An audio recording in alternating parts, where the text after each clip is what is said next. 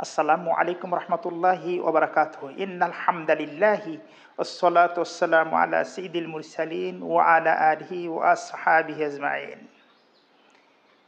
আজকের মানুষেরা না জেনে অনেক কাজ কিন্তু তারা করে বসে।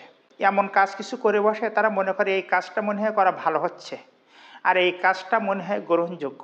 আসলে কিন্তু সে কাজটা শরীয়তের দৃষ্টিকোণ থেকে আদৌ ঠিক নয়, কিন্তু মানুষেরা এই কাজটা হওয়ার হামেশায় না জানার কারণে কিন্তু করে বসে। যেমন মানুষেরা কি করে জানেন, যে এমনটা জিনিস আছে মানুষেরা বিশ্বাস করতে চাচ্ছে না তার কথা, তখন কি করে বিভিন্ন জিনিসের শপথ করে।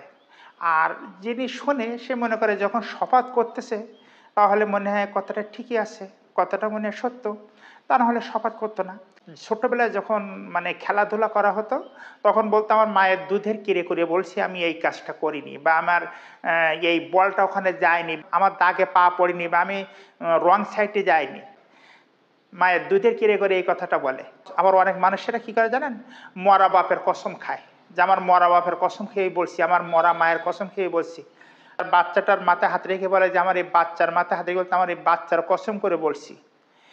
এক কথায় বিভিন্ন জিনিসের তারা কসম খায়, বিভিন্ন জিনিসের তারা শপথ করে। একমাত্র শপথ যদি করতেই হয় তাহলে একমাত্র আল্লাহ শপথ করতে হয়। সহজে কিন্তু শপথ করা যায় না, কেননা অনেক মানুষ আছে শপথ করতে করতে কোনো জিনিস যখন কোনো মানুষ বুঝতে চায় না রে, তাকে বোঝাতে গিয়ে এক পর্যায়ে মানুষেরা কি করে, শপথ করে, শপথ করতে ধরে সে মিথ্যা শপথ করে ফেলে। আর এক পর্যায়ে যে জিনিসটা আসলে ঠিক না, এটা অনেক ক্ষেত্রে শপথ করে।